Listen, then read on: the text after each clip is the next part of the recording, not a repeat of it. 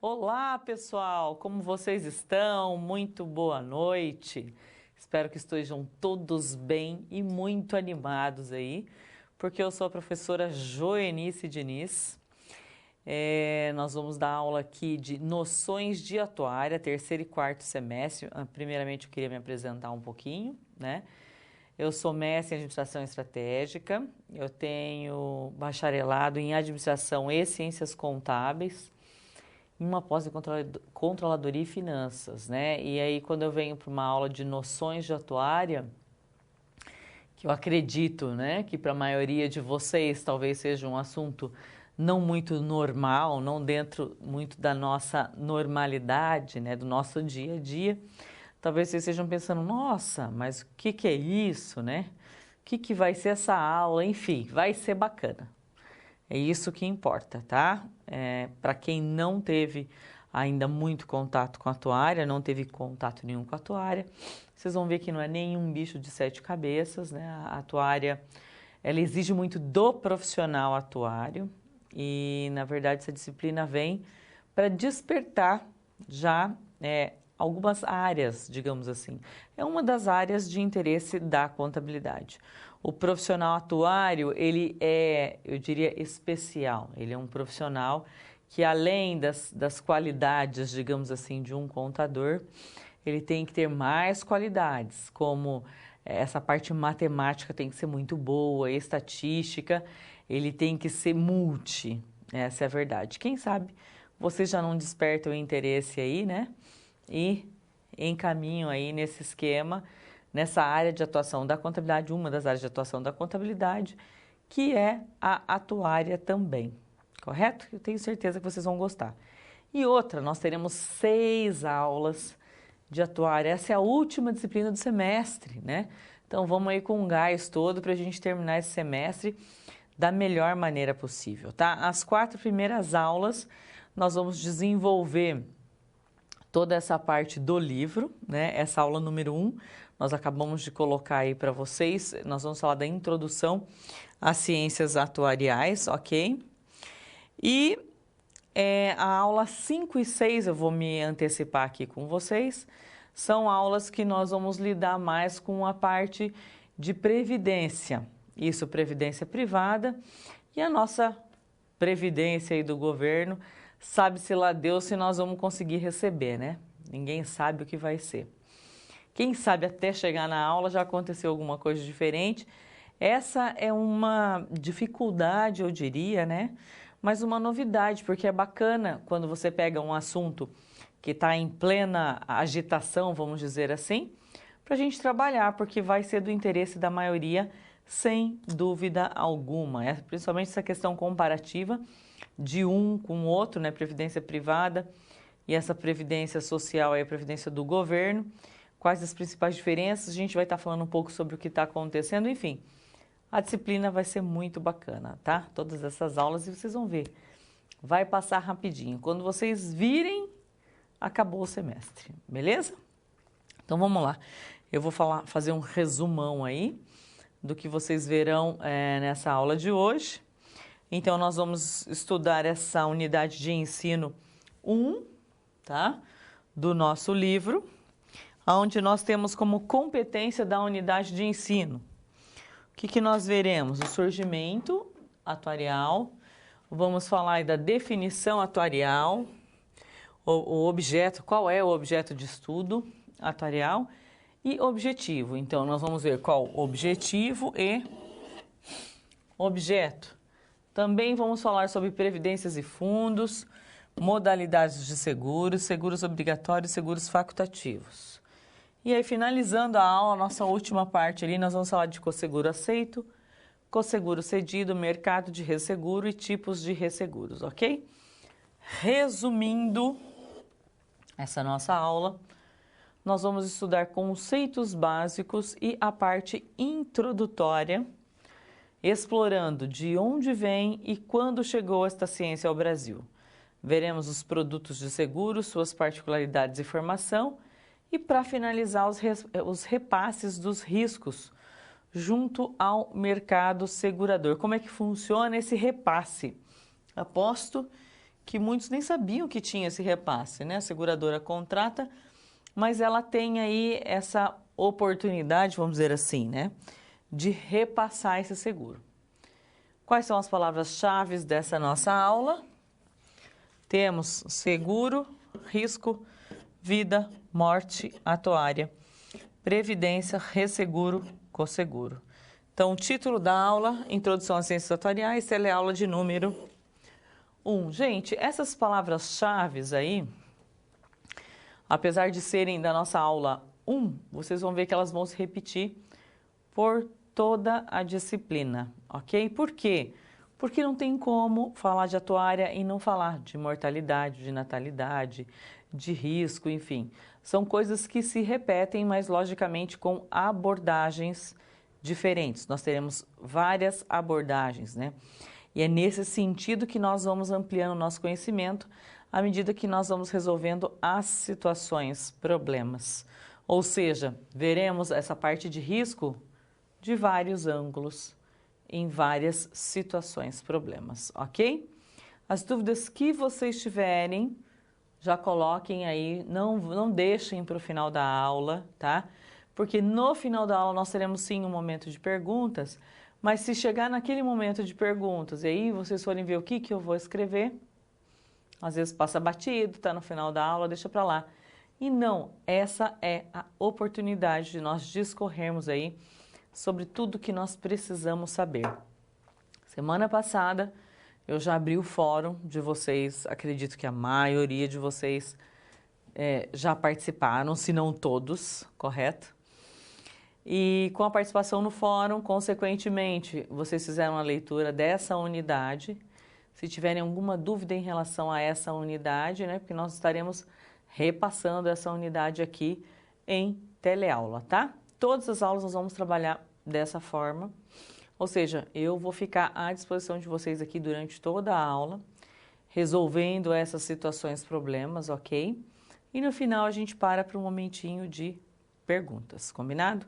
Caso vocês tenham alguma dúvida, vocês têm os tutores que podem auxiliá-los e tem a mim, tá? Se os tutores não resolvem, eles acabam repassando para mim o questionamento e com certeza nós faremos o possível para estar auxiliando vocês o mais rápido possível, para que não fiquem dúvidas, porque depois de 6 aulas nós teremos a nossa amável e adorada prova, ok?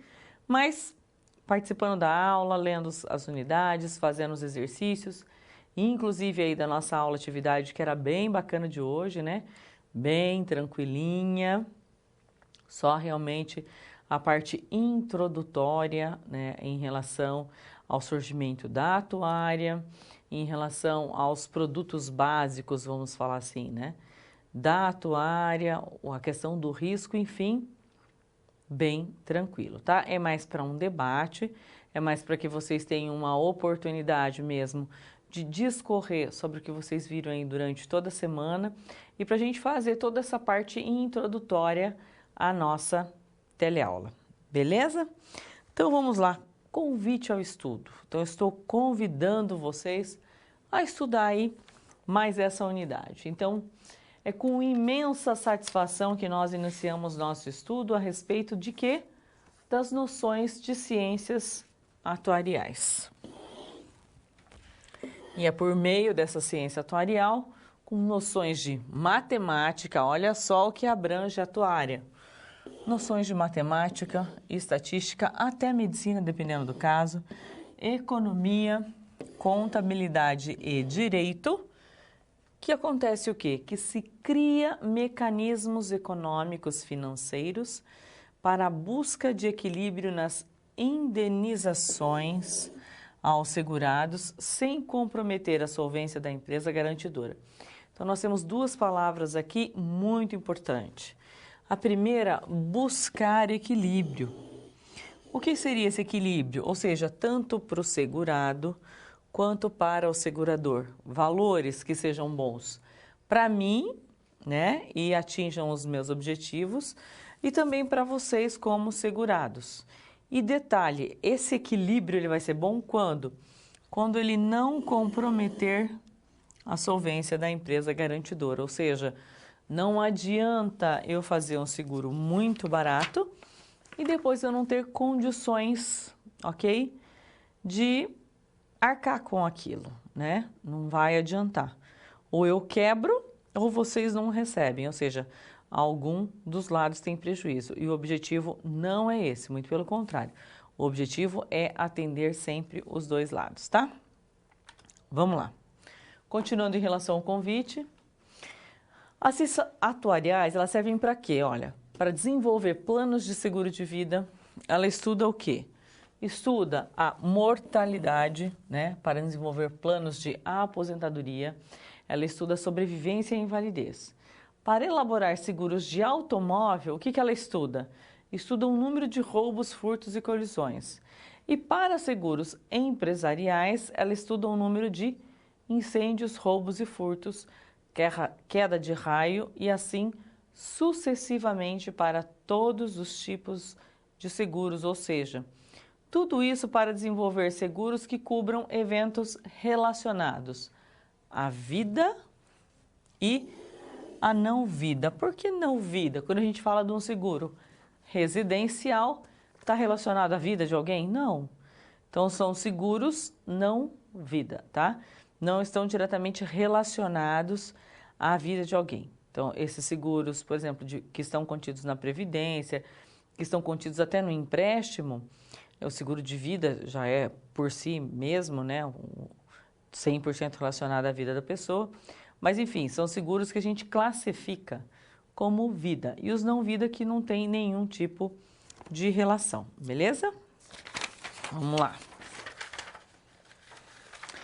O que nós precisamos, né, para atuar? É conhecimentos conceituais básicos, lógico. Nós vamos iniciar hoje com uma introdução à atuária e os conhecimentos conceituais básicos, muitos deles, vocês vão ver que vocês já têm, né? Vocês já tinham por conta de uma experiência, vamos dizer assim, de vida, essa questão de seguro, de risco, etc. E que a gente só vai estar desenvolvendo melhor esses conceitos dentro dessa ideia de atuária, beleza? Então, pensando na aula, como é que vai se desenvolver? Vamos lá, situação geradora. Mariana, toda essa aula vai girar em torno da Mariana, tá? Ela é uma jovem com pouca experiência na área atuarial. Começou agora. Ela foi contratada pelo WTC Insurance, uma seguradora multinacional, e vai participar de um encontro promovido pelo Departamento de Recursos Humanos que visa o quê? Integrar todos os funcionários recém-contratados. Essa jovem vai expor para todos do encontro informações sobre a sua área de trabalho e em sua participação serão abordados os seguintes itens. Veja, ela tem pouca experiência, mas ela vai ter que falar do trabalho dela, ok? Então, o que está relacionado nessa apresentação? O que tem que ser abordado? Surgimento da atuária, seus primeiros estudiosos, local, motivo, evolução, etapas, etc. O que mais? Ela também vai falar sobre os contratos que a seguradora realiza com seus clientes e, para finalizar, ela vai discorrer sobre pulverização de riscos. Com o estudo desta unidade, nós poderemos responder algumas perguntas, tais como: qual é a importância das ciências atuariais em nossas vidas? As ciências atuariais estão presentes em todos os serviços de proteção? O que vocês acham? Então é isso. Essa aula número 1 vai dar esse despertar aí. E na verdade, vocês verão que, não tinha nem contato com isso. Mas que vocês têm muito mais contato do que efetivamente vocês imaginam. Simplesmente não estavam dando o nome àquela situação, correto? Vamos lá, iniciando então essa situação geradora 1.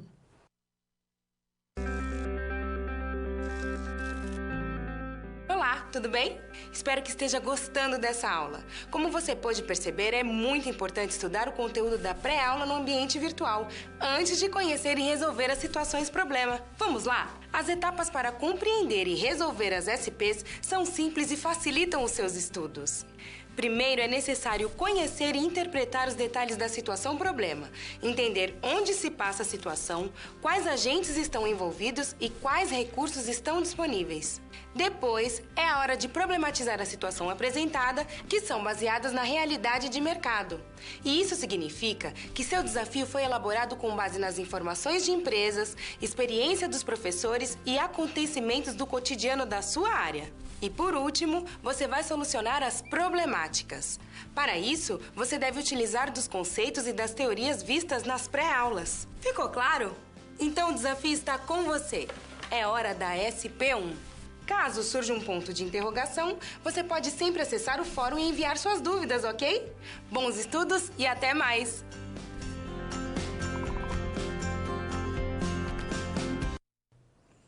E aí, pessoal, agora é com a gente, tá? Vamos lá para a nossa SP1. Vamos ver do que trata essa SP1. Vamos lá? Em um encontro promovido pela empresa, foi solicitado a Mariana que discorresse sobre o que tratam as ciências atuariais. Então, para isso, a Mariana deve pesquisar sobre o início da atuária. A primeira coisa que ela tem que falar, tá? Início da atuária. Seus primeiros passos, gerando dessa forma conclusões. Você é o colaborador que foi indicado pelo superior imediato para ajudar a jovem. Como você vai fazer isso? Olha só, primeiramente, tá? Você vai levantar uma série de informações junto ao mercado e também dentro da empresa em que você trabalha. E agora precisa preparar uma apresentação sobre a introdução das ciências atuariais. Veja, gente, uma apresentação sobre essa introdução, ela tem que conter todos os pontos principais sobre o surgimento, tá? É importante que você faça um roteiro, isso aqui é imprescindível, toda apresentação tem que ter um roteiro abordando o quê? O surgimento atuarial, a definição atuarial, o objeto de estudo atuarial e, para concluir, o objetivo do estudo atuarial. Então, a gente vai ver a diferença do objeto e o objetivo. Tudo isso tem que estar na apresentação. Como sugestão, pesquise em portais relacionados às ciências atuariais e ambientes de seguradoras, ou seja, órgãos relacionados à ciência em questão. Como que a gente vai iniciar isso? Então, primeiramente é importante a gente apresentar o quê? Alguns pontos primordiais. Então, nós já sabemos que tem que ser feita uma apresentação que tem que conter alguns pontos, né? Até no final lá, conclusão, definição, conceitos, etc. Ok? Quais são esses pontos primordiais? Vamos olhar? Surgimento atuarial. Então, vamos começar por aí. Definição atuarial. Objeto do estudo atuarial e o objetivo deste estudo atuarial. Então, vamos lá. Resolvendo a situação problema 1. A gente vai falar um pouquinho desse surgimento atuarial. Olha, a atuária, ela iniciou-se na Inglaterra. Vou contar, então, aqui, pessoal, um pouquinho da história, tá? Iniciou-se na Inglaterra no século XIX, há mais de 150 anos. E é considerada a área de conhecimento de várias disciplinas, com o propósito de quê? De englobar questões de aposentadoria e pensão. E aí, nesse primeiro momento, você vai falar assim, não pode ser 150 anos... Não, a professora está de brincadeira comigo. Como 150 anos? Eu mal ouvi falar nisso daí. Até 15, 20 anos atrás, ninguém falava. Mas, enfim, é mais ou menos assim como o surgimento da contabilidade. Quando a gente fala que a contabilidade surgiu, olha, 3.000 anos antes de Cristo. Alguns historiadores falam 8.000 anos antes de Cristo. E aí eu já ouvi de aluno falar assim, professora, que loucura é essa? Como assim 3.000 anos? A gente não tinha papel, não tinha caneta, não tinha inventário. Como é que você vem me falar que a contabilidade surgiu todo esse tempo atrás? Por conta do objetivo e do objeto de estudo, que era o patrimônio. Ou seja, com base na ciência, no que era feito, porque você não pode exigir que uma pessoa que morou 3.000 anos antes de Cristo, que ela se comportasse, né, ou que ela fizesse as mesmas coisas que hoje. Na verdade, uma ciência, ela vai se desenvolvendo, né, juntamente com a civilização. Ou seja, de acordo com a civilização, isso vai acontecendo naturalmente, ou seja, a sua moda. Se está falando ali, né, que surgiu há 150 anos, é porque nós temos indícios, né, de que a ciência atuarial ela se desenvolveu ali, mas a maneira dela. E vocês vão ver que realmente isso aconteceu. Até vou contar uma historinha aqui para vocês que vai ser bem bacana. Vamos lá, voltando para o quadro. Contudo, olha só, já no século XVII, a Inglaterra e a Holanda se dedicavam, olha só, a vender os seus títulos públicos e garantiam, essa garantia aqui, ó, é que é importante. O que eles faziam? Eles garantiam ao tomador uma renda vitalícia. Gente, isso é aposentadoria, concorda? Aposentadoria, previdência, a gente já está trabalhando com a atuária porque tem toda uma perspectiva, tem todo um risco por trás. Ou seja, o pessoal já fazia atuária na época, a maneira deles, ok, mas já faziam, já havia esse desenvolvimento. E era um trabalho de incumbência de quem? Dos melhores matemáticos da época. Por que os melhores matemáticos? Veja, você vende, como é que você vende um título e fala o seguinte, olha, estou te garantindo uma renda vitalícia, você pode ficar tranquilo. Porque eles tinham que saber por quanto que eles vendiam isso, qual era a perspectiva de vida, né? Ou seja, por quantos anos eles podiam garantir isso. Então, assim, foi criada a base, tá? Para o surgimento da matemática atuarial, principalmente com o recurso da probabilidade de Pascal, de Graham e Edmund Halley na Inglaterra e de Witt na Holanda, que após registros de nascimentos e óbitos, olha só o que ele fez, estudou os registros dos nascimentos e dos óbitos e estudaram também o problema, considerando o quê? As leis da probabilidade e expectativa de vida humana. Olha, não tem como nós falarmos em atuária se a gente não trabalha com algumas palavras-chave, tá? Nascimentos, óbitos, probabilidade, vocês vão ouvir demais essa palavra, expectativa de vida, enfim, não tem como recursos a gente trabalhar com a atuária, tá? E não falar sobre isso. A historinha que eu disse lá no comecinho que eu ia falar é a seguinte. Aqui eu contei para vocês, e está aí escrito a questão dos títulos que eram vendidos na Inglaterra e Holanda que eles garantiam. Só que antes disso, né, talvez vocês entrem pesquisando em sites, até no livro de vocês têm um link que fala sobre o surgimento da atuária até quando tinham as caravelas, que eles tinham que atravessar o mar, e eles saíam em grupos de caravelas, tá? Ali com produtos afim. Exemplo, nós vamos atravessar o oceano com tantos camelos, com especiarias diversas, né? Ou seja, eles iam levar aquelas cargas para outras localidades. E aí, eles já sabiam que nem todos chegariam, né? E como garantir isso? Ou quem ia chegar? Não tinha como saber quem ia chegar ou quem não ia chegar. Nesse instante aí, eles já se reuniam. Deu 22, 23 caravelas, ou seja, qual é o montante que nós temos aqui? Eu vou trocar por tanto, por tanto, por tanto. Beleza. Se a minha caravela afundar, ok? Quanto que eu vou ter? Quanto que vocês vão me repassar? Até para o cara conseguir se repor. Ou seja, eles, de certa forma, eles já faziam o seguro deles, né? Olha, se independente de quem falhar, nós vamos ratear, digamos assim, o nosso custo, né? o nosso ganho, nós vamos ratear para quem não conseguiu chegar. Porque era uma garantia que eles tinham também, porque eles também não sabiam se o deles chegaria. Imagina perder tudo, acabou. Se perdesse tudo, definitivamente acabava, não tinha como fazer de novo, não tinha o que recuperar, nem como recuperar nada.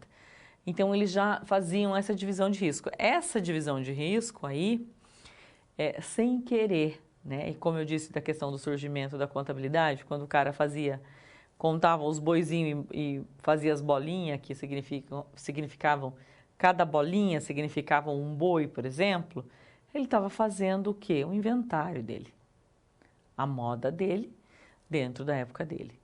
E quando esse pessoal das caravelas, quando eles dividiam esse risco, de certa forma, eles já estavam aí dentro do estudo atuarial, tá? Sem saber ou sem dar nome a isso, mas já era uma maneira deles desenvolverem esse estudo, ou seja, esse estudo ele vem de muito tempo. Ali quando fala do estudioso, né, que ele já estudou os óbitos, enfim, olha só já a ideia, né, a questão de perspectiva, com base no que eu vou colocar um valor, quantas pessoas morreram, né, qual é o meu risco, enfim, não tem como fugir disso, ok? Vamos lá, continuando. Então, resolvendo essa situação, problema 1. Para eu resolver, eu falei um pouquinho da história e agora eu tenho que passar para vocês algumas definições básicas, tá? Até para a gente conseguir dar essa continuidade no estudo. Então, definição atuarial, olha, a ciência atuarial, ela é a ciência das técnicas específicas de análise de riscos e expectativas, principalmente onde? Na administração de seguros e fundos de pensão. Esta ciência aplica conhecimentos específicos da matemática estatística e financeira e muito, tá, gente? Não tem como fugir de um cálculo de seguro, de uma perspectiva, de uma probabilidade sem trabalhar com matemática estatística e, consequentemente, a financeira. Então, a questão atuarial, ela preocupa-se com o quê? Principalmente com o estudo das consequências dos eventos que envolve o quê? Riscos e incertezas, tá? Então, esse estudo dessa consequência, desses riscos, é que abrange toda essa questão atuarial. Qual é, então, lembra que a gente falou o objeto e o objetivo? Primeiro nós vamos ver qual é o objeto do estudo atuarial. Então, é cabível entender que o estudo do objeto atuarial, ele está o quê? Diretamente ligado aonde?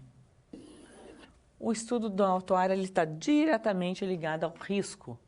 Que tipo de risco? O risco inerente à vida humana, no caso da morte ou óbito, e também ao patrimônio das entidades e da própria existência humana. Consoante a tudo isso, nós podemos acreditar que o objeto de estudo atuarial está onde? Está inserido em uma vasta realização de trabalhos. Então, qual é o objeto de estudo? O objeto de estudo atuarial está sempre ligado ao risco, ok? Vamos lá, continuando. Veja, quais são esses tipos de risco? Quais são essas realizações, esses trabalhos? Então, eu vou citar aqui alguns para vocês. Olha, criação de cálculos para seguro-saúde, seguro de vida e demais ramos comercializados. O que mais? Avaliação das reservas matemáticas para pagamentos de sinistros avisados e também para a proteção dos riscos incorridos, mas não informados. Gente, uma definição sobre isso, a gente tem lá no livro, na página 16, tá? Também ele está relacionado à capitalização, para garantia de funcionamento e pagamento de sorteios. Títulos de capitalização, sabe? O Banco do Brasil tem o Orocap, A Unibanco tinha o Plim, o Itaú tem outro, enfim, cada um com seu nome. Mas a ideia é a mesma, né? É uma capitalização, é garantir ali um resgate daquele valor e também ele te dá direito a alguns prêmios, tá? O que mais? Construção de tábuas de mortalidade. Gente, essas tábuas de mortalidade vai ter uma aula que nós vamos praticamente só falar disso, tá? Nós teremos links específicos sobre isso. Quais seriam as tábuas de mortalidade? Então, nós temos morte, invalidez, aposentadoria, entre outros aqui. Teremos a análise atuarial dos resultados dos seguros e dos títulos de capitalização. Elaboração de pareceres sobre assuntos envolvendo problemas de quê? Competência exclusiva do atuário por meio de nota técnica atuarial, tá? Dentre muitos outros que nós poderemos aí estar definindo, tá? E como eu vou fazer isso? Tá? Como que eu faço isso? Olha, através das tábuas de vida ou tábuas de mortalidade, juntamente com as comutações, que seriam o quê? As ferramentas do cálculo atuarial. Isso daqui é importante vocês saberem. Eu dou uma questão disso aqui na prova. Vocês têm que entender, assim, não que eu quero que vocês decorem, mas que efetivamente vocês aprendam. Que quando ele trouxer dentro de um cálculo, lá na aula 3, se eu não me engano, a gente vai falar sobre isso. Ele estiver falando de X, ele vai estar sempre falando a idade X, né? Qual é a idade X, enfim. LX, o número de pessoas vivas na idade X, tá? DX, o número de pessoas mortas entre as idades X e X1. E D aqui é de death, de morte, tá? PX, a probabilidade anual de sobrevivência. QX, probabilidade anual de morte. E N dividido por QX é igual a 1 menos NPX, seria a probabilidade de uma pessoa falecer antes de atingir a idade X mais N. Gente, não precisam se preocupar aqui com todas essas fórmulas, etc. Se tiver que fazer algum cálculo, vocês vão pegar essas fórmulas. Então, assim, a dificuldade vai ser de fazer o cálculo na calculadora. Então, não se preocupem, tá? Vocês não têm que sair daqui estatísticos, digamos assim. Mas vocês precisam ter esse conceito, essa noção básica, não tem como fugir, tá?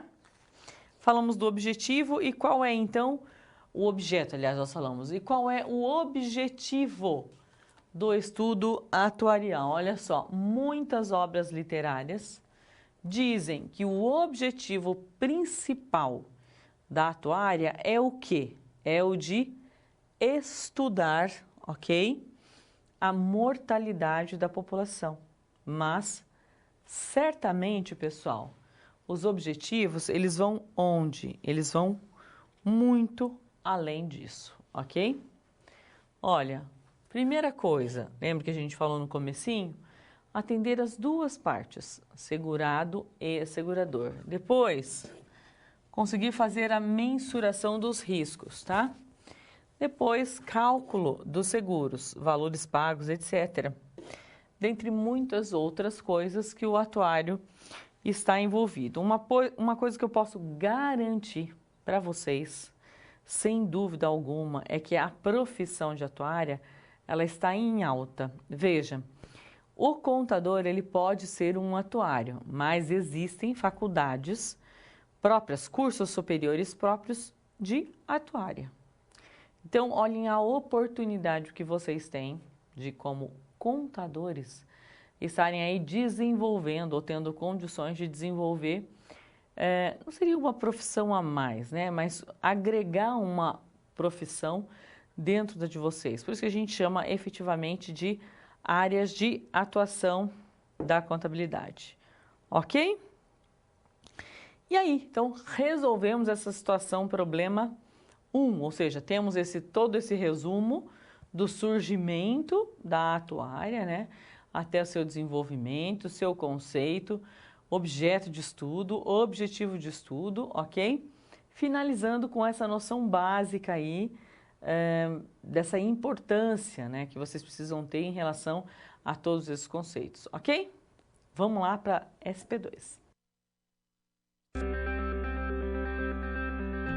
Opa, e aí? Como você se saiu com a primeira SP?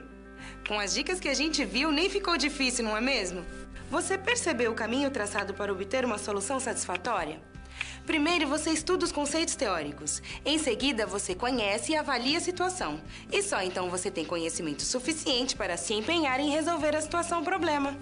Entendeu por que é importante fazer uso de todos os recursos do material didático antes de iniciar as SPs?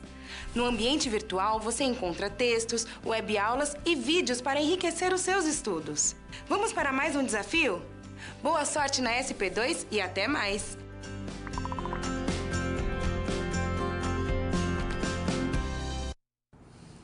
E aí, finalizamos a SP1, né? Ela não tinha muita experiência e teve que fazer toda essa parte introdutória.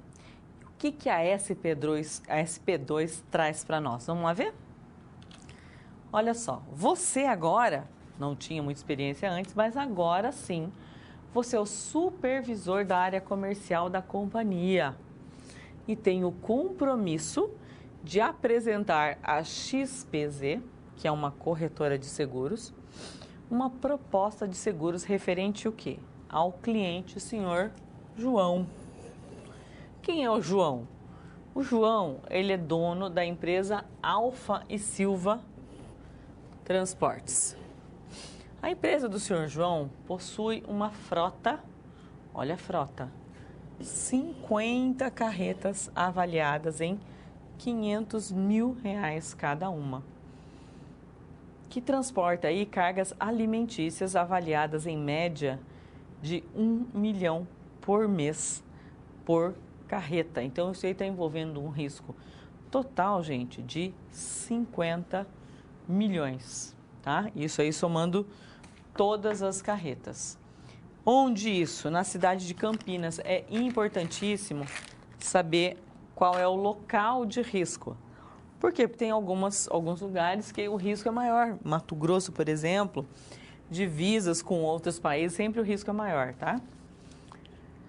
Qual é o trajeto que ele faz? Veja que aqui a gente já tem alguns dados, né? Cidade de Campinas para Curitiba, 50 carretas, o valor em média de 1 milhão, 500 mil cada carretas, enfim, você vai fazendo aí alguns cálculos. Como é que está essa proposta? No que consiste essa proposta? Então, sua proposta de seguros consiste no quê? Em uma modalidade de seguro facultativo para a frota de caminhões 0 quilômetro do cliente. Então, é uma modalidade facultativa de seguro. Por que facultativa? Porque ele não é obrigado. Ele é dono lá de uma frota, mas ele faz se ele quiser, não é um seguro obrigatório, tá? Olha só, apresente então um seguro facultativo de responsabilidade civil do transportador rodoviário por desaparecimento de carga. Então, esse seguro tem o nome seguinte, ó, RCTR, tá? DC. Por desaparecimento de carga, você vai apresentar esse seguro ao senhor João, dono da empresa Alfa e Silva. Para esse seguro transporte, haverá rastreamento satélite com monitoramento? Então, são algumas perguntas essenciais que têm que ser feitas quando você está desenvolvendo uma cotação de seguro. A escolta, se sim, né? Essa escolta é armada? Houve sinistro nos últimos 12 meses? Em caso positivo, qual foi a seguradora? O motivo foi roubo, furto ou tombamento? Vamos lá? Gente, seguinte, qualquer seguro, tá? Que você vá fazer uma cotação, você precisa sempre ter dados básicos. Inclusive, falando aqui um pouquinho do portfólio de vocês, vocês têm que ter um seguro que garante o recebimento. Não sei se vocês se lembram, que garante o recebimento dos ativos, das vendas, enfim.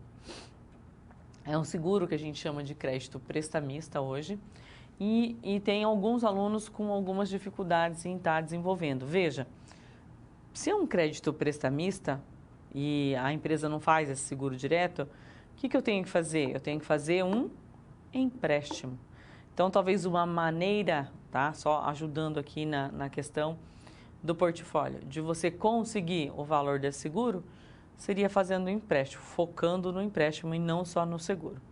Esse seguro aqui, ele está muito bem definido, tá? É um seguro de responsabilidade civil. Por que a gente fala responsabilidade civil do transportador?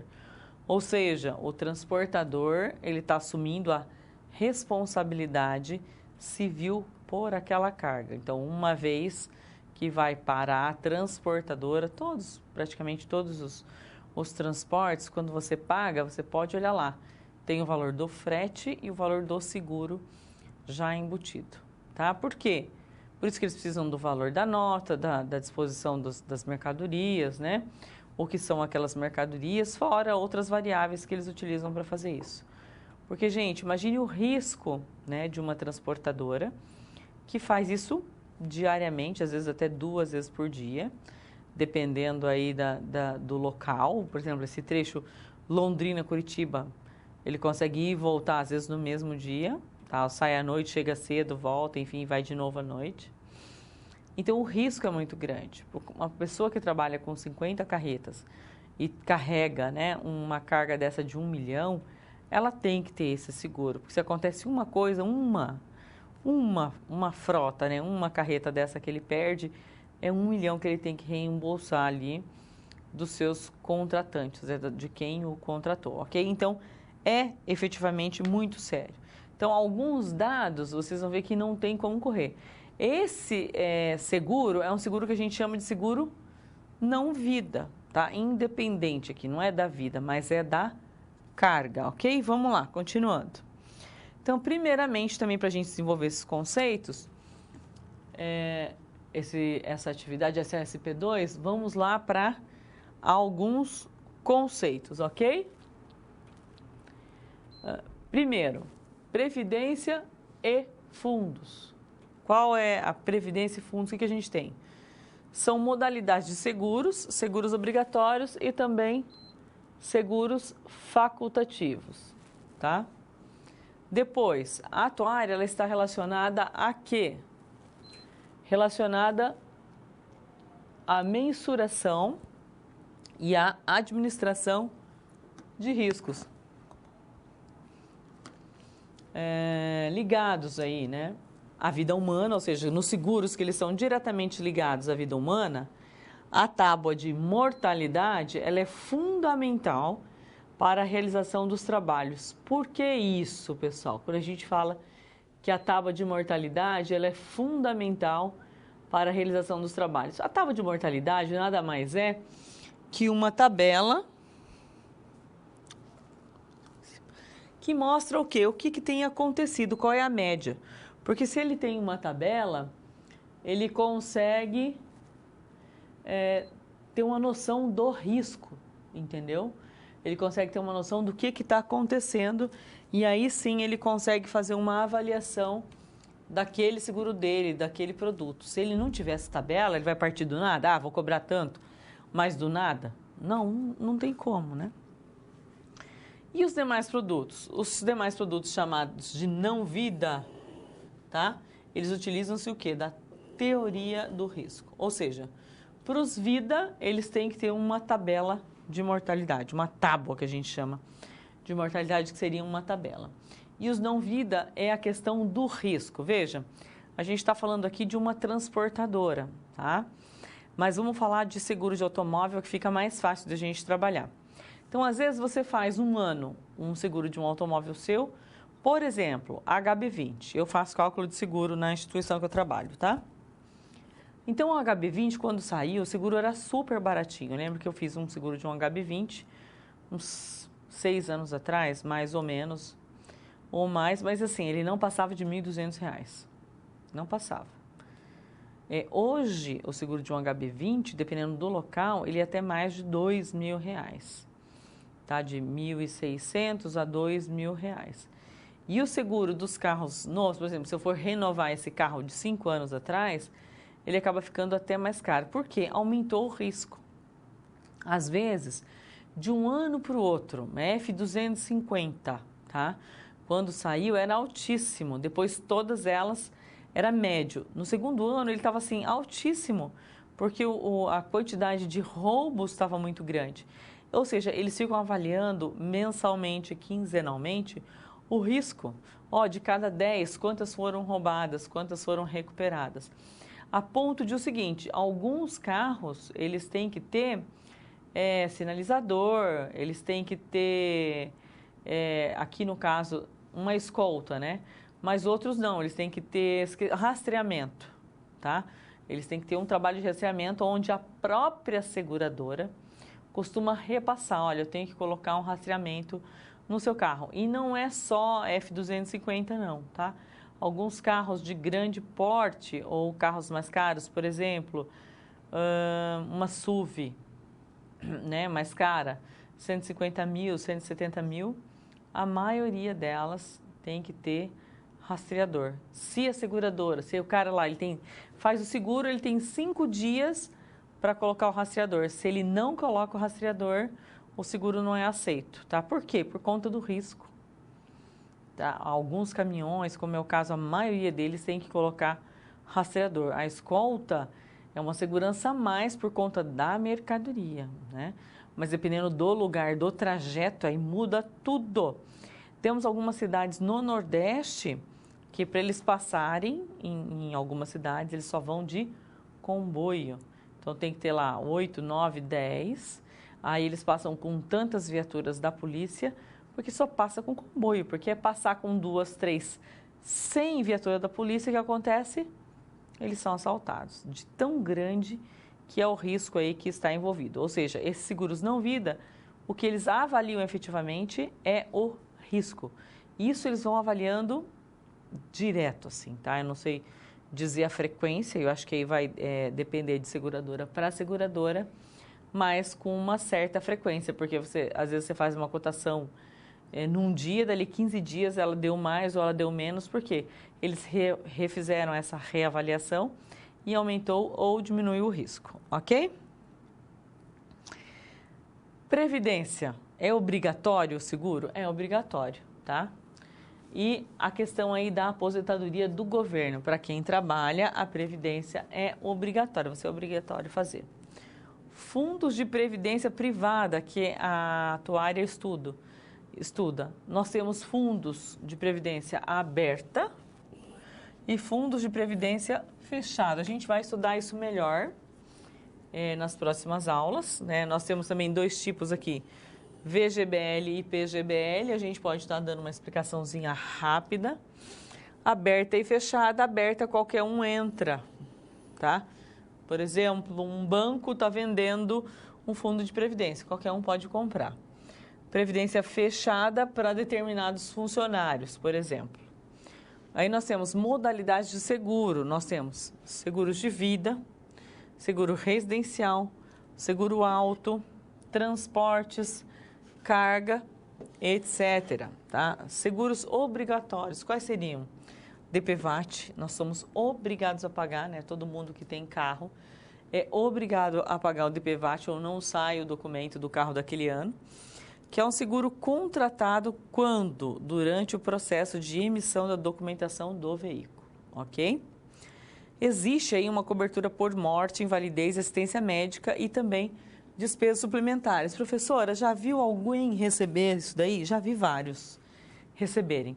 Por morte, inclusive, até 2 anos atrás, que é quando eu tinha mais contato, tinha meio que uma tabela, assim, sabe? Se eu não me engano, era tipo R$13 mil. R$13 mil e uns quebrados. Invalidez permanente. Esse de permanente, né? Eu vi por invalidez momentânea, assim, 2, 3 mil. O cara perdeu um dedo, 1.000 e pouco, sabe? Coisas assim eu já vi. Reembolso de despesas médicas. Vários casos. O cara é atendido no hospital, entra com o processo, eles reembolsam ali a parte médica, ok? É o seguro obrigatório. e muita gente não usa, tá? Você acaba depois utilizando o seguro do carro, enfim, você acaba não utilizando, tá? E vamos lá, reta. O que é reta? É um seguro com cobertura de danos pessoais, tá? Causados a passageiros e tripulantes de aeronaves comerciais e de uso privado.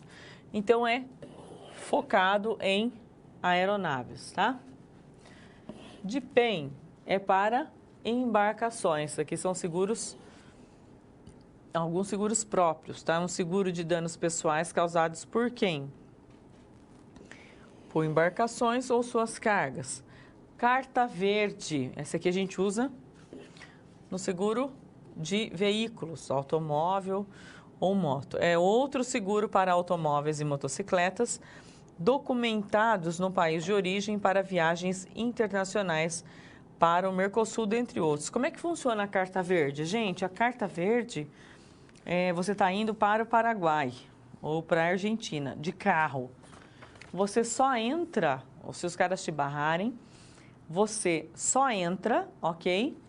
Se você tiver essa Carta Verde. Alguns seguros, a contratação já é junto. Você já tem direito.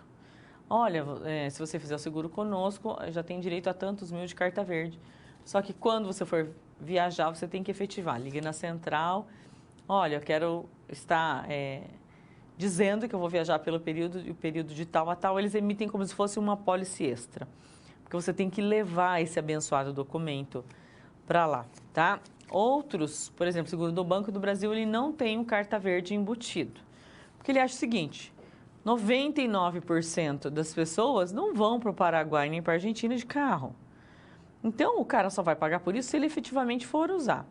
Não é um valor caro. Ontem mesmo eu fiz uma cotação para até 15 dias, acho que são $32.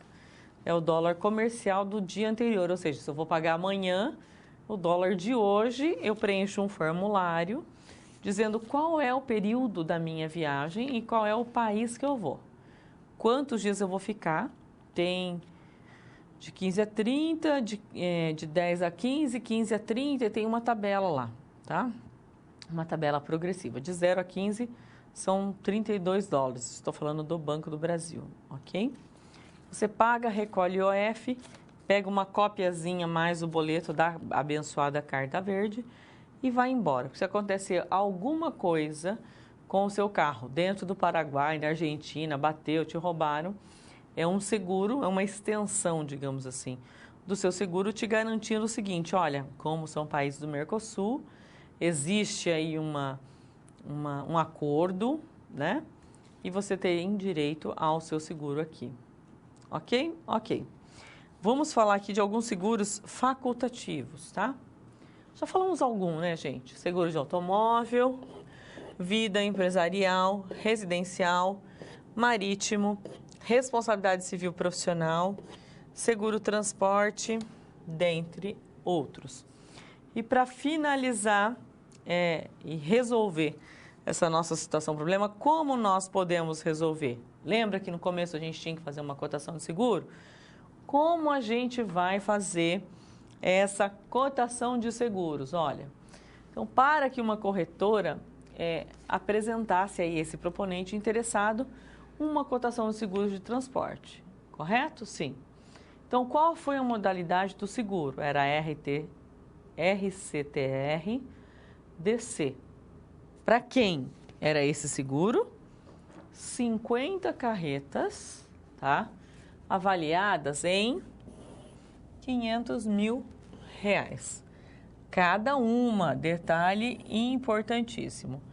E que realizavam transporte de Campinas a Curitiba, localização onde elas estarão passando é imprescindível, com uma carga avaliada média de 1 milhão por mês cada carreta. Então, primeira coisa, é importante avaliar o risco. Depois, tem que fazer análise do perfil. Quando a gente fala perfil, o perfil do seguro, né, perfil de quem vai transportar, como que fica, para ele ter uma noção básica.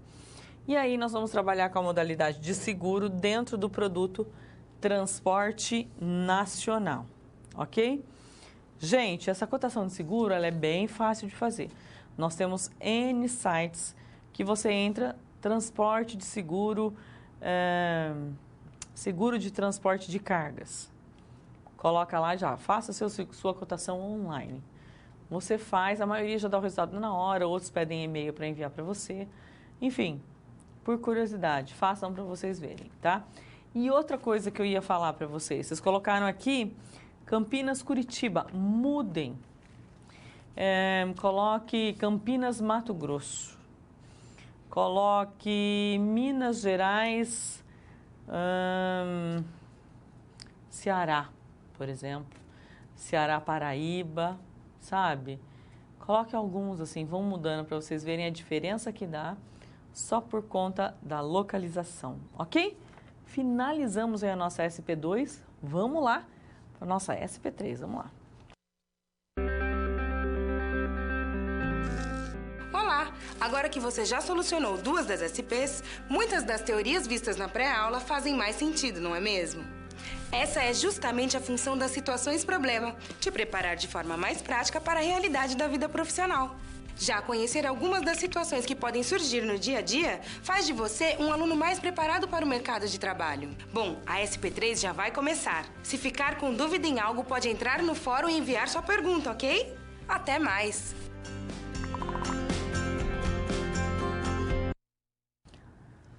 E aí, a nossa SP3, né, a última efetivamente situação-problema, a gente vem com a SP4 só para finalizar a aula. E a nossa SP3, ela vem trazendo já, arrastando um pouco de todos os conceitos de tudo que a gente viu e agregando algo a mais. Vamos lá ver? Olha só, a área de aceitação lhe enviou uma proposta de seguros. Modalidade o quê? Agora empresarial, ok? Qual empresa? Metalúrgica, Ferro e Ferro Limitada. Qual é a cobertura básica? Incêndio de quanto? 6 milhões. Olha o valor. Em razão de ter atingido a capacidade de retenção da seguradora, veja, esse é um dado novo que nós estamos adquirindo agora. Ou seja, a seguradora, então, ela tem uma capacidade de retenção? Tem, vocês vão ver que ela tem sim uma capacidade de retenção, nós vamos aprender a ver como é que é isso. Qual é a capacidade da retenção da seguradora? 5 milhões. Ou seja, ela só tem condições de reter até 5 milhões, tá? Mas ela tem um ali de 6. E você, que é o gerente da área de resseguros, da WTC Insurance, uma seguradora multinacional, precisa o quê? Buscar um resseguro no mercado para não perder o negócio. Olha só, de cara, vocês já estão entendendo o que está acontecendo aqui, né? A empresa conseguiu uma cotação, mas ela não tem condições de ficar com todo o seguro. Então, ela vai chegar e simplesmente, olha, não tenho condição, não. Ela pode, existe um acordo aí, na SUSEP, a BCIP, enfim, que elas podem fazer um resseguro, né? Ou seja, passar de alguma forma uma parte desse seguro para outros. E nós vamos dar alguns nomes a isso, nós vamos entender como isso funciona. Mas isso pode, né? Não era ela que teria que contratar? Sim, mas ela pode fazer um resseguro. Ela pode, como ela conseguiu, ela pode, digamos assim, dar um pouco do risco, né?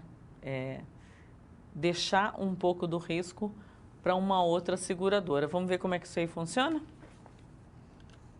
Então, como isso funciona? Como isso vai acontecer? O que ela tem que fazer, gente? Ela tem que buscar parceiros, ok? Para tentar minimizar os seus riscos e não perder o negócio. Ela não pode perder, ela só pode reter até 5 milhões. Esse daí são 6 milhões, passa 1 milhão, ela vai perder? Não, vou buscar parceiros. Vai ser muito melhor eu buscar aí alguns parceiros, ok? Esses parceiros, eles serão o quê? Resseguradores, tá? Brasileiros ou mesmo do exterior com escritórios no Brasil. Pode? Pode sim. Vamos lá? Vamos ver o que vai acontecer aqui? Vamos lá. Então, primeiramente, nós veremos os mecanismos de operação de proteção financeira que as seguradoras utilizam para a compreensão. Então, o que nós estudaremos nessa questão aí? Nós estudaremos o cosseguro aceito, ok? O cosseguro cedido, existe uma diferença, o mercado de resseguro e os tipos de resseguros, ou seja, quais são as probabilidades. Cosseguro aceito, o que seria? Se refere àquelas que aceitaram o cosseguro vindo de uma seguradora líder. Ou seja, a empresa que aceitou o seguro, ela tem esse seguro como um cosseguro aceito. Quais são as vantagens? Existem vantagens? Sim, existem vantagens. Olha só, uma das vantagens no cosseguro aceito é o quê? A captação de negócio sem esforço. Eu estou ali, não precisei captar e ela me repassou esse seguro sem esforço. Qual é a vantagem nisso? Tá? Porque ela recebe o prêmio de seguros sem nenhum trabalho, olha só, sem o trabalho de quê? De divulgação do seu produto. O que acontece? Nesses casos, a comissão do corretor, isso é uma grande vantagem, já foi paga pela seguradora líder, ou seja, aquela que contratou inicialmente, ela pagou já a comissão para o corretor. Lógico que talvez ela não passe a mesma margem, mas para não perder o seguro, com certeza a margem dela será inferior, né? E o que acontece? Ainda após um período de experiência de um segurado, as seguradoras que atuam na condição de cosseguro aceito, olha a vantagem, além de tudo, ela tem acesso ao perfil de sinistralidade desse segurado. E aí ela vai poder avaliá-lo para futura prospecção direta. Ou seja, hoje ele não é meu cliente, é meu cliente indireto, porque eu consegui através de um cosseguro aceito. Mas futuramente ele pode ser o meu cliente direto. Por quê? Porque ela vai fazer a prospecção nos diversos produtos que a empresa e seus funcionários possam contratar. Gente, um cliente de seguro alto, ele não é só um cliente de seguro alto.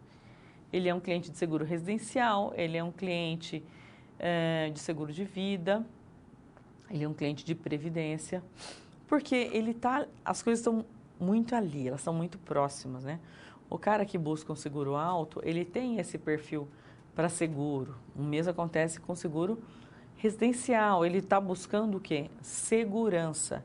E isso no caso aqui do cosseguro aceito, a partir do momento que ela não pegou direto, mas ela vai ter acesso a isso, ou seja, a base de clientes dela, a prospecção que ela vai ter de desenvolver isso sem ter tido trabalho nenhum, sem ter pago comissão, é muito grande e é muito boa, tá? Então, a gente falou do cosseguro aceito. Agora, vamos falar do cosseguro cedido. Um é o aceito, o outro é o cedido. O que diz o cedido? Olha, funcionam com acordos promovidos pela seguradora líder. Acordos. Que é o quê? Aquela que conquistou o negócio por meio do seu corretor de seguros. Então, o que vai acontecer? Essa seguradora busca o cosseguro no mercado, ok? Muitas vezes com seguradoras já pré-estabelecidas, por conta de quê? Já tem, às vezes, parceria, já tem afinidade e também tem reciprocidade. Eu não posso fazer, mas tem quem faça, tá? Então, existe isso. Essa operação, ela pode contar com uma única seguradora ou mesmo com várias outras seguradoras para assegurar o risco. Então, não é apenas uma única, pode ser várias outras. A seguradora líder, ou seja, aquela que conseguiu a prospecção inicial, aquela que fechou o seguro, ela faz o quê? Ela cede, tá? Este seguro, que pode perfeitamente repassar qualquer percentual, ou seja, ela decide o quanto ela quer repassar. A partir desse procedimento adotado, todos os outros direitos e obrigações de uma ou mais participantes serão o quê? Equivalentes ao percentual de recebimento do prêmio de seguros. Veja, vocês podem perguntar assim, mas por que essa pessoa ela faria esse cosseguro cedido? Às vezes ela quer pulverizar sua carteira. Se ela pega um seguro grande, imagine o risco que ela está sozinha. Então, assim, peguei um seguro grande, o risco para ficar só comigo eu não quero. Eu vou pegar esse seguro de 1 milhão, por exemplo, eu vou distribuir para as outras 9, ou eu vou ficar com 50% e vou ceder os outros 50% para outras 5. Assim, ela pulveriza, né, esse seguro, digamos assim, e não concentra isso na mão de um cliente só, ok? Então, a ideia, né, desse seguro, digamos assim, desse seguro cedido, é exatamente isso. Como ela tem uma capacidade de retenção, ela não reter com poucos clientes. Porque se ela retém isso com poucos clientes, o risco dela aumenta e muito, com certeza. Então, ela pode estar distribuindo, vou pegar, vou pulverizar e vou distribuir. Existem algumas seguradoras que elas já têm uma regra, tá? Exemplo, olha, seguros para até tantos mil, 100% é meu. De tantos a tantos, 80% é meu e 20% de outras. E por aí vai, tá? Isso daí já é meio que uma regra interna, eu diria assim.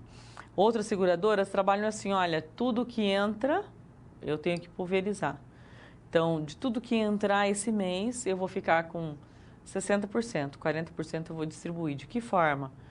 De forma aleatória, todo seguro acima de tantos mil, eu vou estar distribuindo desse jeito. Enfim, são regras internas que, de acordo com o risco e do que está acontecendo na seguradora, eles vão impondo para poder controlar essa quantidade de seguros que eles podem ter efetivamente e melhorar aí essa questão do risco. Se der um risco, um sinistro com um valor grande de seguro, isso aí está distribuído entre os demais seguradores, as demais seguradoras parceiras aí, aonde ela fez a cessão, ok? Vamos lá para o próximo. Olha só, continuando, o grau de responsabilidade que uma seguradora pode assumir, qual está relacionado ao quê? Com o seu PLA, ou seja, com o seu patrimônio líquido ajustado. Naquele exemplo, lembra que a gente falou, olha, ele só podia assumir um seguro de até 5 milhões. Por quê? Porque isso aqui está relacionado diretamente ao patrimônio líquido ajustado da empresa, ou seja, o seu capital social e as reservas, elas devem estar livres de quaisquer ônus. Desta forma, cada seguradora tem com essa combinação a quantia de um valor limite para operações chamadas de limite operacional. Ou seja, isso, quando elas fazem essa parceria, é bom para todo mundo. É porque elas estão pulverizando o risco delas. É mais ou menos a historinha das caravelas que eu contei, né? Elas distribuíam o risco entre todas elas. Não tinha o perigo de uma só se dar mal, vamos dizer assim, né? De uma só ter o problema. Porque elas estavam sempre distribuindo o risco. E assim fica menos pior, tá? Se eu não tivesse entrado, eu teria livrado 100%. Ok, mas se você tivesse perdido ali a sua caravela, já era, né? Somente essa questão do PLA ali, né? Se o cara tem 5 milhões de retenção, vamos supor que o seguro fosse de 4 milhões, ele vai pegar sozinho? Você já imaginou se dá um sinistro, ele tem que dar os 4 milhões? Acabou o PL, acabou a seguradora, ele não tem nem como mais contratar, então ele tem que pulverizar mesmo, ok? E aí vamos para o mercado ressegurador. Olha só, na abertura do mercado ressegurador, havia no Brasil o quê? 40 resseguradoras, que seriam 40 empresas que faziam essa questão, essa cessão aí, tá? Que aceitavam esse resseguro. Hoje, aumentou ou diminuiu? Olha só. o total ultrapassa, pasmem, quanto? 130 empresas. Não é que esse negócio é bom mesmo, né? Atuando e disputando o gigante mercado segurador do Brasil. Esse fato, ele favorece a oportunidade de trabalho para profissionais do mercado no Brasil e também no exterior, porque a empresa não precisa ser só daqui. E principalmente a proteção em contratos para eventuais ocorrências. Resseguro, vamos ver o que é resseguro, depois cosseguro. E qual é o propósito disso tudo? Então, resseguro. Operação pela qual uma companhia seguradora se alivia, olha a palavra, se alivia parcialmente do risco de um seguro já feito, contraindo um novo seguro em outra companhia. Seria um contra-seguro. O que ele quer dizer? Seria uma transferência de risco. Cosseguro, preste atenção nas diferenças das palavras. Seria como repartir o risco com outras seguradoras.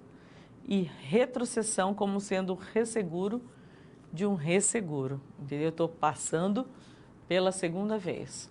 Qual é o propósito desse resseguro ou do cosseguro? Fortalecer, sem dúvida alguma, né? Porque à medida que elas dissipam aqui esse risco, né? Que elas pulverizam, que a gente chama, ele fortalece as seguradoras nacionais por meio do quê? Da pulverização do risco em resseguro automático e reter no Brasil atividades de resseguro feitas em outros países. Então, eu estou pegando os meus parceiros e estou fechando as coisas aqui, não estou deixando sair, ok? E a gente vai ver, então, agora os tipos de resseguros. Quais seriam? Nós temos o resseguro automático e o resseguro facultativo. O que seria o resseguro automático? Olha, este é para negócios que fazem parte de um conjunto comum de riscos. As bases de aceitação do resseguro são estabelecidas previamente e estarão presentes nas cláusulas do contrato. Isso é automático, tá? E o que é um resseguro facultativo? Então, o automático você já tem um contrato. Eu tenho um contrato com uma seguradora que diz o seguinte, olha, para todo seguro que eu pegar, 3% é seu, por exemplo, do risco. Beleza. E o facultativo? O facultativo ele é utilizado onde?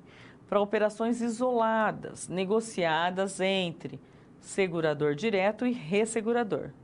É muito comum para riscos de grande porte. Olha, porque geralmente no contrato, eles já devem prever isso. Operações acima de 500 mil tem que ser feito um contrato à parte, enfim, tá? Então, é comum para riscos de grande porte ou para situações especiais, após esgotar a capacidade de retenção do segurador direto e as possibilidades de resseguro automático, ok?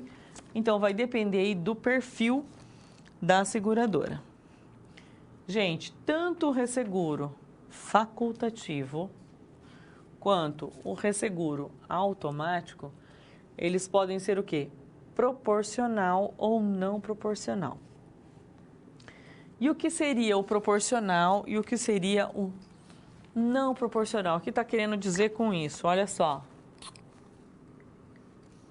Proporcional seria uma porcentagem do risco transferido para a resseguradora que recebe a mesma porcentagem de prêmio de seguros original e é responsável pela mesma parcela de cada perda. E o que é não proporcional? Ou seja, aqui eles têm o mesmo risco, tá? O mesmo percentual. Não proporcional, neste tipo de contrato, não há proporção fixa para a divisão de prêmios de seguros. Indenizações e responsabilidade de segurador direto e ressegurador. Como assim? E o que acontece, então? Nesse caso, o ressegurador somente se responsabiliza por quem? Pelos valores dos sinistros que excederem, só o que passar a prioridade seria o total de sinistros cujas indenizações serão pagas pelo segurador direto, até o limite de cobertura acordado. Então, eles podem dizer o seguinte: no primeiro, no proporcional, eles são iguais, tá? Por exemplo, um carro deu um sinistro. Eu tenho 50% da minha responsabilidade, você tem mais 50%. Então, deu um sinistro, ficou R$2.000, 1.000% eu sou obrigado a reembolsar e 1.000% e R$1.000 você. R$1.000 eu, R$1.000 você, 50% de cada um. No não proporcional, não. Olha, eu fiz um contrato com você, mas pensa bem. Eu estou dizendo o seguinte, que vamos supor, uma franquia de... Eles podem tabelar com o valor do seguro, tá? Por exemplo, um valor de sinistro até o valor segurado. Olha, até o valor segurado, 100% é meu, fui eu que contratei. Então, o cara pagou R$2.000 de seguro, se o conserto ficou R$2.000, eu tenho que pagar. Só o que exceder o que a gente colocar em contrato, aqui eu estou usando um comparativo. Só o que exceder é que a outra resseguradora vai pagar. Isso é o resseguro não proporcional, ok? E finalizando a nossa SP3, olha só. A legislação brasileira, ela prevê 3 tipos de resseguradores. Quais seriam? Né? Sejam local, admitido e eventual. Então, nós vamos falar sobre esses 3 tipos para a gente finalizar essa SP3. Local. O ressegurador deve ter sede no Brasil e ser constituído sob o regime de sociedade anônima, além de ser supervisionado por quem? Pela SUSEP. Beleza. O admitido, ressegurador estrangeiro com mais de 5 anos de operação no mercado internacional, registrado na SUSEP com escritório de representação no Brasil. E o último é o local, tá? Um ressegurador eventual, desculpa. O que é um ressegurador eventual? É um ressegurador estrangeiro em operação no país de origem há mais de 5 anos e sem escritório de representação no Brasil. Para registro na SUSEP, ele deve apresentar capacidade econômica e financeira o quê? Mínima. E aqui, gente, pode pôr papel para cima, é burocrático, hein? Tem que ter avaliação de solvência por agência classificadora de risco, e aí é um rating de crédito, e designar procurador residente no Brasil com poderes de representação, dentre outras burocracias que com certeza serão exigidas, ok? Finalizamos então a nossa SP3. Aguardo vocês na próxima.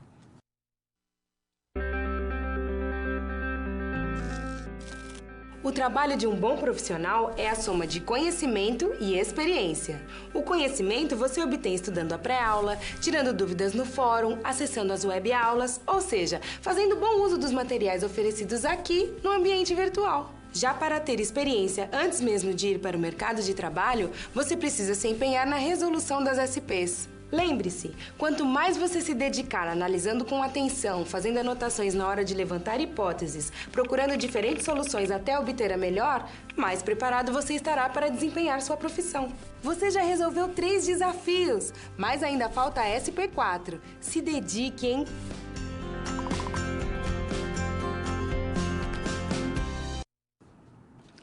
E aí, pessoal, finalizando, vamos ver o que tem preparado aí para nós na última SP? Então, o que eu trago agora para vocês? Né? Eu desafio vocês a praticarem o que vocês aprenderam. E aí, com a ideia aqui, de transferência de conhecimento para sempre novas situações. A ideia é que vocês pratiquem as atividades listadas e depois compare com as dos seus colegas. Como sugestão, altere os dados e troque uma lista de exercícios com seus amigos, tá? Trabalhe com os mais variados conceitos. Então, a gente vai por um tempinho agora, que nós teremos aí de uns 5 minutinhos, aonde eu quero ver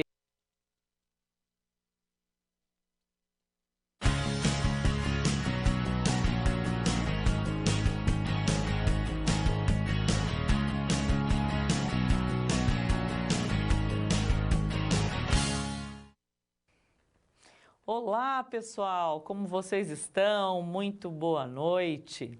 Espero que estejam todos bem e muito animados aí, porque eu sou a professora Joenice Diniz. Nós vamos dar aula aqui de noções de atuária, terceiro e quarto semestre. Primeiramente, eu queria me apresentar um pouquinho, né? Eu sou mestre em administração estratégica, eu tenho bacharelado em administração e ciências contábeis, uma pós em controladoria e finanças, né? E aí, quando eu venho para uma aula de noções de atuária, que eu acredito, né, que para a maioria de vocês talvez seja um assunto não muito normal, não dentro muito da nossa normalidade, né, do nosso dia a dia, talvez vocês estejam pensando.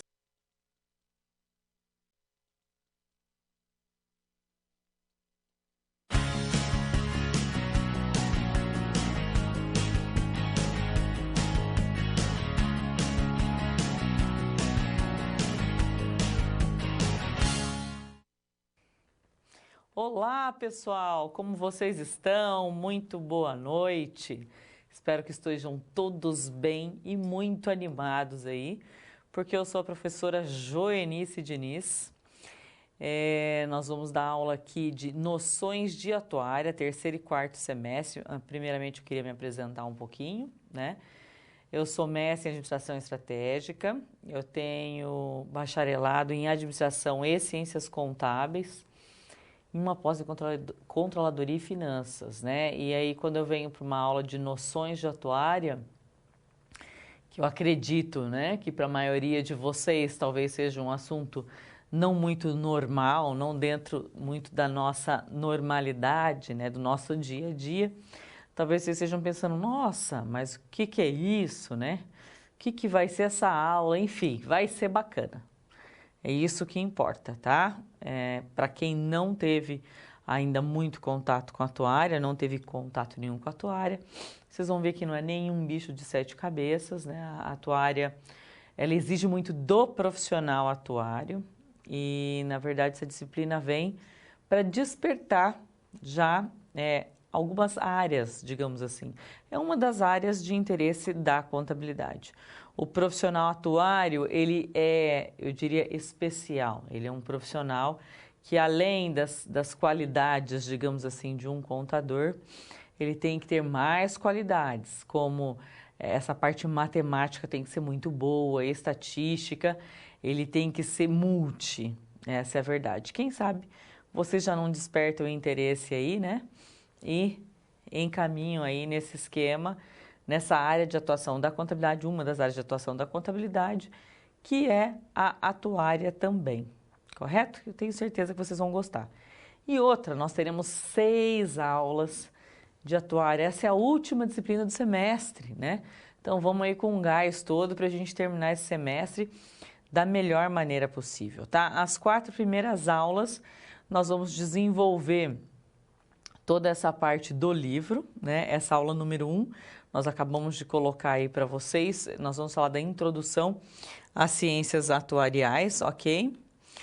E a aula 5 e 6, eu vou me antecipar aqui com vocês, são aulas que nós vamos lidar mais com a parte de previdência. Isso, previdência privada e a nossa previdência aí do governo, sabe-se lá Deus se nós vamos conseguir receber, né? Ninguém sabe o que vai ser. Quem sabe até chegar na aula já aconteceu alguma coisa diferente. Essa é uma dificuldade, eu diria, né?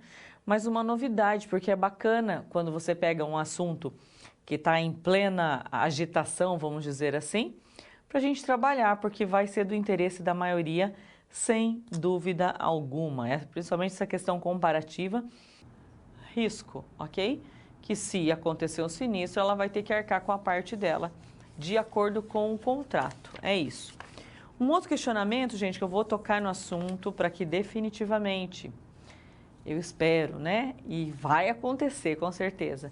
Se resolve, é a questão do portfólio. É interessante a gente falar aqui sobre a atividade 3 do portfólio, quando se fala que é necessário 2 ou 3 cotações de seguro sobre o valor dos recebíveis da empresa. Veja, já no portfólio a gente fala o seguinte, se você não conseguir no CNPJ, você tente com o CPF pessoa física, no caso o seu CPF.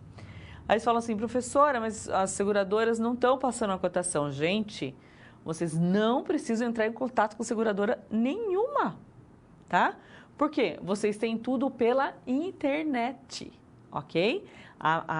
Da mesma forma que vocês estudam aqui, vocês têm isso pela internet, mas se vocês colocarem lá, seguro de recebíveis, professora, não encontrei. Ótimo, então eu vou dizer para vocês como é que vocês vão chegar nisso, ok? E é facílimo.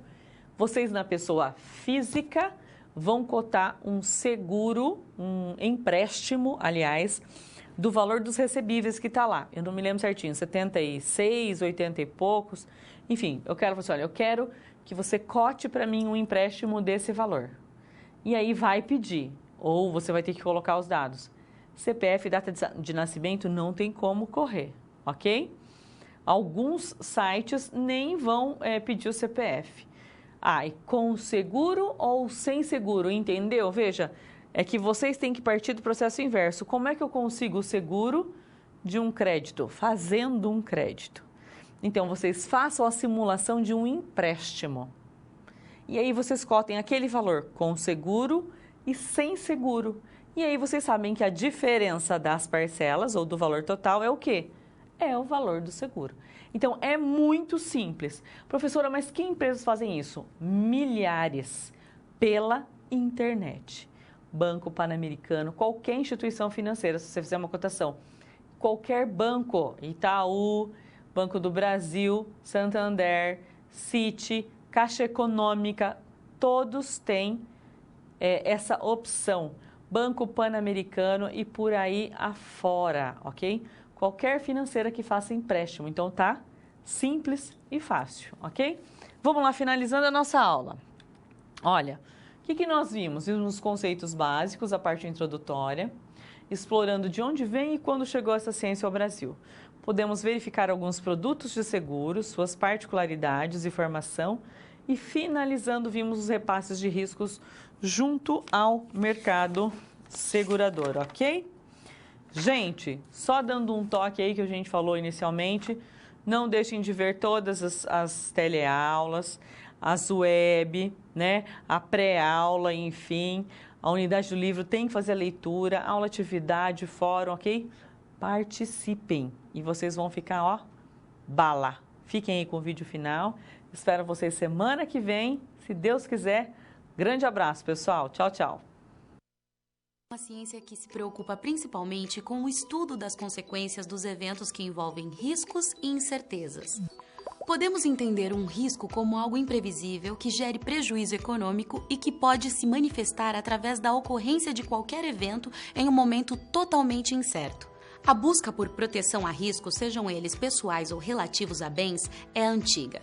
Encontramos suas primeiras manifestações na Grécia e na Roma Antiga, sempre apoiadas no mutualismo, que consiste na contribuição de todos para o benefício individual de cada um dos contribuintes. Em outras palavras, esse tipo de proteção envolve o compartilhamento das perdas e danos. Os chamados fundos de pensões começaram a surgir a partir do século XIX, quando foi regulamentado o direito à aposentadoria para os empregados dos Correios. Na década de 30, esse sistema de proteção se estendeu aos empregados das empresas ferroviárias, portuárias, marítimas e, posteriormente, para os trabalhadores de setores públicos e privados. No Brasil, a unificação dos benefícios a todos os trabalhadores, sejam urbanos ou rurais, ocorreu somente na década de 60, com as criações da Lei Orgânica de Previdência Social, do Fundo de Garantia por Tempo de Serviço, o FGTS, e do Instituto Nacional de Seguridade Social, o INSS. Já com a Constituição de 1988, os idosos e os deficientes físicos com renda baixa comprovada também passaram a contar com benefícios da Previdência, como a renda mensal vitalícia. Hoje, o acervo de seguros no mercado brasileiro abrange mais do que somente a Previdência e os fundos de pensão. São mais de 80 modalidades distintas, atendendo a todos os anseios relacionados à proteção de bens e mesmo de proteção à vida. Entre essas modalidades estão os seguros, que estão divididos em obrigatórios e facultativos. Seguros obrigatórios têm a finalidade de ajudar no tocante às ocorrências de acidentes em que ocorram mortes, invalidez e outras despesas médicas. Como exemplo desse tipo de seguro, podemos citar o DPVAT, o RETA e o DPEM. Já os seguros facultativos atendem a diversas necessidades, como seguro de motocicletas, automóveis, aeronaves, residências, podendo ser até mesmo seguros de vida. Existem seguros até mesmo para os seguros, como nos casos em que a seguradora transfere parte dos riscos para uma outra seguradora. Essa operação é chamada de cosseguro. E ainda podemos ir além. Nos cosseguros também podem ocorrer operações de resseguros. Essas duas operações normalmente são realizadas em situações especiais, em que o valor do seguro vai além da capacidade da seguradora. Bem, conhecer a história e evolução da atuária enquanto ciência é muito importante para saber como se proteger dos riscos e assegurar tranquilidade aos seus futuros clientes. Eu fico por aqui. Bons estudos e até mais!